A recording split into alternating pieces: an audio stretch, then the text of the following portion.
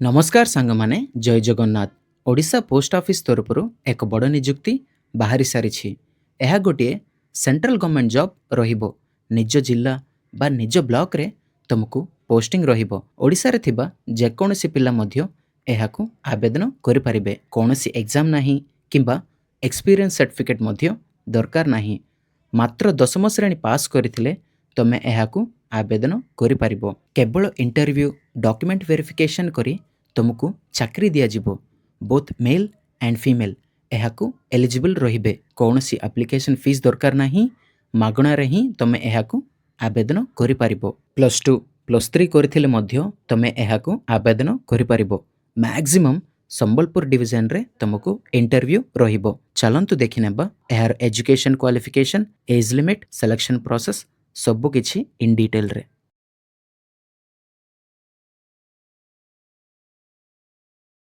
एठार तुम देखि पारुथबो Odisha post office recruitment 2026 details बोली। टाइप ऑफ जॉब देखिले परमानेंट। यह गोटे सरकार रो परमानेंट चाकरी रहिबो। कौन से कॉन्ट्रैक्ट जॉब नाही। कैटेगरी देखिले सेंट्रल गवर्नमेंट जॉब। कौन से स्टेट नाही। यह गोटे सेंट्रल गवर्नमेंट जॉब रहिबो। ऑफिस देखिले superintendent of post offices Sambalpur division. तुमको मैक्सिमम रे एठारे ही चाकरी रहिबो। पोस्टिंग मध्य दिया जिवो। नेम ऑफ द पोस्ट देखिले डायरेक्ट एजेंट। तुम जदि एही चाकरी रे जॉइन हेलो माने तुमको डायरेक्ट एजेंट बोली पोस्टिंग रे चाकरी रहिबो। एप्लिकेशन मोड देखिले वॉक इन इंटरव्यू। इंटरव्यू दे तुम एही जॉब को एलिजिबल हेबो। इंटरव्यू बोली टेंशन पड़ेनो बट ट्राई कले हेबो ना। Who can apply all Odisha candidates एहाकू ऑल इंडिया कैंडिडेट्स एहाकू अप्लाई करि परिबे।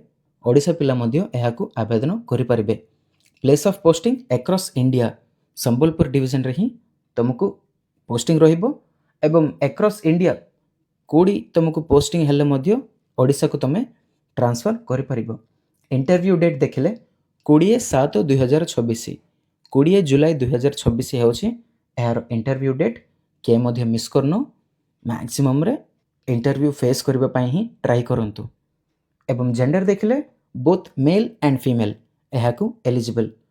पो माने झियो माने दुई जण मध्य एहाकू आवेदन करि परिबे। चलंतु देखि नेबा education qualification. Candidates must have completed 10th or above from a recognized board or institution. Higher secondary and graduates is also eligible. एहाकू तमे 10ମ श्रेणी पास करथिले मध्य तमे एहाकू आवेदन करि परिबो। मस्ट हैव रे तुमको 10th क्लास सर्टिफिकेट पास हेथिबा 10th क्लास सर्टिफिकेट थिले मध्य तमे एहाकू आवेदन करि परिबो।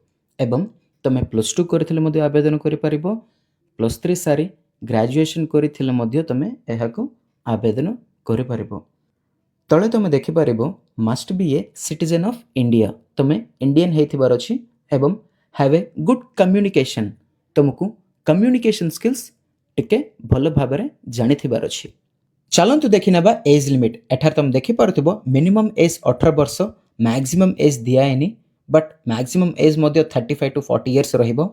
ओबीसी कैंडिडेट्स को 3 वर्ष एज रिलैक्सेशन, एससी एसटी और पीडब्ल्यूबीडी कैंडिडेट्स को 5 वर्ष एज रिलैक्सेशन, एक्स सर्विसमैन को 5 वर्ष age relaxation, PWBD plus SC और एसटी हेतले तुमको 15 वर्ष एज रिलैक्सेशन रहिबो। एठार मध्य तुम देखि पारुथबो सैलरी बोली। सैलरी देखिले 16,000 ठारू 25,000 रहिबो एप्रोक्सीमेटली। सेंट्रल गवर्नमेंट जॉब जोगु बहुत प्रकार एलवेंसेस मध्य तुमको मिसिबो। टीए डीए एचआरए एमिति प्रत्येक एलवेंसेस मिसी तुम सैलरी मध्य कन्फर्म रे हाई केबा चांसेस अधिक अछि। सिलेक्शन प्रोसेस देखिले वॉक इन इंटरव्यू एवं डॉक्यूमेंट वेरिफिकेशन। तुमको इंटरव्यू करिवे then next DV document verification करिवे। कौन से एग्जाम नाही तमे एही दुईटी मध्य इजी रे क्लियर करि परिबो। चलंतु देखि नेबा application fees. General candidates free, EWS candidates free, OBC candidates free, female candidates free, SC और एसटी हेतले मध्य फ्री। माने तमे जनरल कैंडिडेट हेतले, ईडब्ल्यूएस कैंडिडेट हेतले, ओबीसी कैंडिडेट हेतले मध्य तमे मागणा रे आवेदन करि परिबो। एवं फीमेल झियो मध्य हेतले मध्य तमे एहाकू मागणा रे आवेदन करि परिबो। एवं SC ST ମଧ୍ୟ ମାଗଣାରେ ହିଁ ତୁମେ ଆବେଦନ କରିପାରିବ।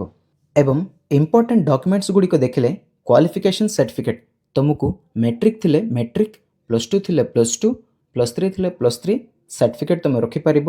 ଏବଂ ଡେଟ୍ ଅଫ୍ ବର୍ଥ ସାର୍ଟିଫିକେଟ୍ ରହିଥିବାର ଅଛି, 2 କଲର୍ ପାସ୍ ଫଟୋସ୍ ଗୁଡ଼ିକ ରହିଥିବାର ଅଛି, କ୍ୟାଷ୍ଟ ସାର୍ଟିଫିକେଟ୍ ରହିବାର ଅଛି। ଏବଂ ଇଫ୍ ଏନି ଏକ୍ସପିରିଏନ୍ସ ସାର୍ଟିଫିକେଟ୍ ଥିଲେ ମଧ୍ୟ କୌଣସି ପ୍ରୋବ୍ଲେମ୍ ନାହିଁ। ଏବଂ ଆଇଡ଼ି କାର୍ଡ଼ ରହିଥିଲେ ମଧ୍ୟ କୌଣସି ପ୍ରୋବ୍ଲେମ୍ ନାହିଁ। ଏବଂ Odisha post office recruitment important date ବିଷୟ ଦେଖିଲେ ଏହାର ଡେଟ୍ ଅଲରେଡ଼ି ଷ୍ଟାର୍ଟ ହୋଇସାରିଛି। ଇଣ୍ଟରଭ୍ୟୁ ଡେଟ୍ 20 ଜୁଲାଇ 2024 ତୁମକୁ ଅଲରେଡ଼ି କହିସାରିଛି। କନଫର୍ମରେ ଇଣ୍ଟରଭ୍ୟୁ ଆଟେଣ୍ଡ ହେବା ପାଇଁ ଟ୍ରାଏ କରନ୍ତୁ। ଏହି ଅପରଚ୍ୟୁନିଟି ମଧ୍ୟ ମିସ୍ କରନ୍ତୁ ନାହିଁ। ଚାଲନ୍ତୁ ଦେଖିନେବା ଏହାର ଅଫିସିଆଲ୍ ନୋଟିଫିକେସନ୍କୁ। ତୁମେ ଏଠି ଦେଖିପାରୁଥିବ ଅଫିସିଆଲ୍ ନୋଟିଫିକେସନ୍ଟିକୁ department of posts India, office of the superintendent of post offices, Sambalpur division, Sambalpur 768001। Walk in interview for engagement of direct agents. ଏଠାରେ ତୁମକୁ ଓନ୍ଲି ଇଣ୍ଟରଭ୍ୟୁ ମାତ୍ର ରହିବ, ତାହା ମଧ୍ୟ 20/7/2024 ରହିବ। 10ଟା ଅଧେଠୁ ସନ୍ଧ୍ୟା 4ଟା ପର୍ଯ୍ୟନ୍ତ ରହିବ। ଅଫିସ୍ ମଧ୍ୟ the superintendent of post office Sambalpur ଡିଭିଜନରେ ରହିବ। ଇଣ୍ଟରେଷ୍ଟ ଥିବା କ୍ୟାଣ୍ଡିଡେଟ୍ କିଏ ମଧ୍ୟ ଆପ୍ଲାଏ କରିପାରିବେ। 10th କ୍ଲାସ୍ ସାର୍ଟିଫିକେଟ୍ ତୁମକୁ ମେଟ୍ରିକ୍ ସାର୍ଟିଫିକେଟ୍ ଥିଲେ ତୁମେ ଏହାକୁ ଏଲିଜିବଲ୍ ହେବ। ଇଣ୍ଟରଭ୍ୟୁକୁ ପହଞ୍ଚିଲେ ମଧ୍ୟ ତୁମେ ଓରିଜିନାଲ୍ ସାର୍ଟିଫିକେଟ୍ସ ନେବାର ନିହାତି ଦରକାର। ମେଟ୍ରିକ୍ ଥିଲେ ମେଟ୍ରିକ୍, +2 ଥିଲେ +2, +3 ଥିଲେ +3 ତୁମେ କ୍ୟାରି କରିପାରିବ। 18 ବର୍ଷ ଜାଣିଥିବା ଯେକୌଣସି ପିଲା ମଧ୍ୟ ଏହାକୁ ଏଲିଜିବଲ୍, କିଏ ମଧ୍ୟ ଇଣ୍ଟରଭ୍ୟୁ ଦେଇପାରିବେ। ଇଣ୍ଟରଭ୍ୟୁକୁ ଗଲାବେଳେ ତୁମ ବାୟୋଡାଟା ଏବଂ ଓରିଜିନାଲ୍ ସାର୍ଟିଫିକେଟ୍ସ ନେବାର ନିହାତି ଦରକାର। ଶେଷ ପର୍ଯ୍ୟନ୍ତ ଦେଖିଲେ ମାନେ ମୋ ଦ୍ୱାରା କିଛି ଇନଫର୍ମେସନ୍ ପାଇଲେ ବୋଲି ମୁଁ ଭାବୁଛି। Thank you all. ଭିଡ଼ିଓକୁ ଲାଇକ୍ କରନ୍ତୁ, ତୁମ ଫ୍ରେଣ୍ଡସ୍ ଆଣ୍ଡ ଫ୍ୟାମିଲି ସହିତ ସେୟାର କରନ୍ତୁ। କୌଣସି ଡାଉଟ୍ ଥିଲେ ମଧ୍ୟ ତଳେ ମୋତେ କମେଣ୍ଟରେ ଜଣାନ୍ତୁ ଏବଂ ଚ୍ୟାନେଲକୁ କନଫର୍ମରେ ସବସ୍କ୍ରାଇବ୍ କରନ୍ତୁ। Subscribe to Odisha jobs. Finally thanks for watching.